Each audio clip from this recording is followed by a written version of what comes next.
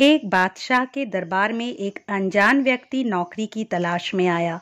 बादशाह ने उससे उसकी योग्यता पूछी तो उसने कहा, मैं सियासी हूँ।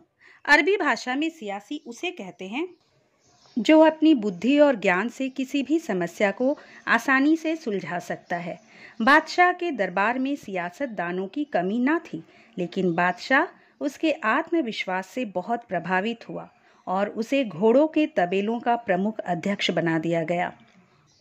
कुछ दिनों बाद बादशाह के मन में ये विचार आया कि अपने तबेले में से सबसे महंगे घोड़े के बारे में जानकारी हासिल की जाए। इसी उद्देश्य से बादशाह ने तबेले के प्रमुख अध्यक्ष को बुलाया और उससे घोड़े के बारे में पूछा। तब उस व्यक्ति ने जवाब दिया, बादशाह सलामत, यह घोड़ा नस्ली नहीं है। बादशाह ये सुनकर हैरान हुआ। उसने उस आदमी को बुलाया जिससे वह घोड़ा लिया गया था। उसने बताया कि घोड़ा तो नस्ली है, लेकिन जब ये पैदा हुआ था तो इसकी मां मर गई थी और इसका पालन पोषण गाय का दूध पीकर हुआ है।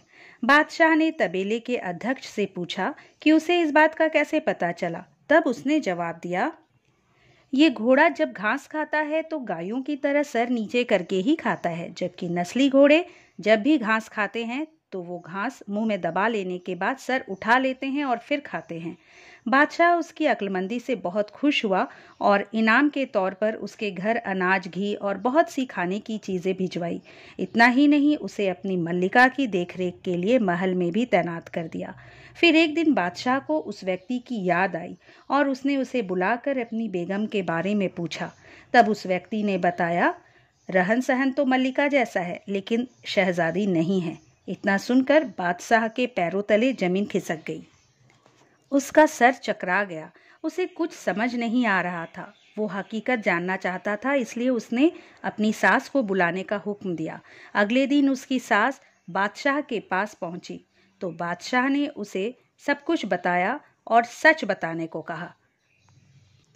तब सास सच बताने लगी, आपके पिता ने हमारी बेटी के जन्म लेने पर उसका हाथ आपके लिए मांग लिया था, लेकिन कुछ दिनों बाद हमारी बेटी मर गई। आपकी बादशाहत से करीबी रिश्ते कायम रखने के लिए हमने किसी और की बेटी को गोद ले लिया और उसका निकाह आपसे करवा दिया।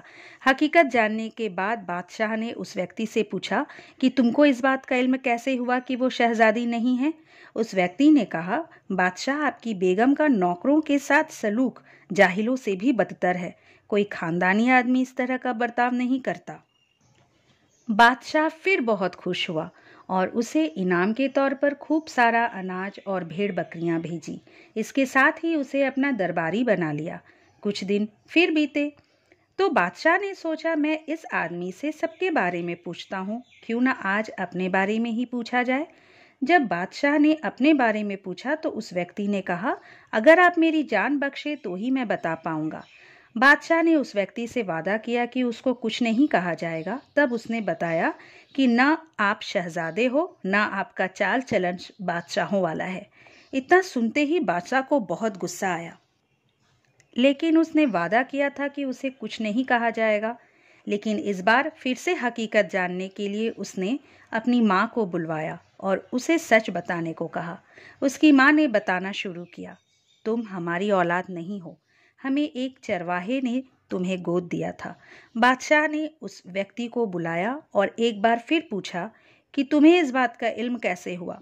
तब उस व्यक्ति ने बताया, जब भी कोई बादशाह किसी को इनाम देता है तो इनाम में हीरे जवाहरात जैसी चीज़ें देता है, लेकिन आप खाने का सामान और भेड़ बकरियां देते हैं। ये सलूक किसी बादशाह का नहीं बल्कि चरवाहे के बेटे का ही हो सकता है। इस ज्ञानवर्धक कहानी की तरह ही इंसान के पास कितनी ही धन दौलत क्यों ना हो, उसकी कितनी ही शानो शौकत क्यों ना हो, इंसान की हरकतें और उसकी आदतें उसकी असलियत के बारे में बता ही देती है। यदि आप चाहते हैं कि आपकी शख्सियत सबके सामने अच्छी बने तो अपनी आदतें बदलिए और सबके साथ सही ढंग से व्यवहार कीजिए। दोस्तों, यदि ये प्रस्तुति आपको अच्छी लगी तो इसे लाइक कर दीजिए। मेरे चैनल को अगर अब तक सब्सक्राइब नहीं किए तो प्लीज़ सब्सक्राइब कर लीजिए। अगली बार एक नए वीडियो के साथ आपसे फिर मिलेंगे।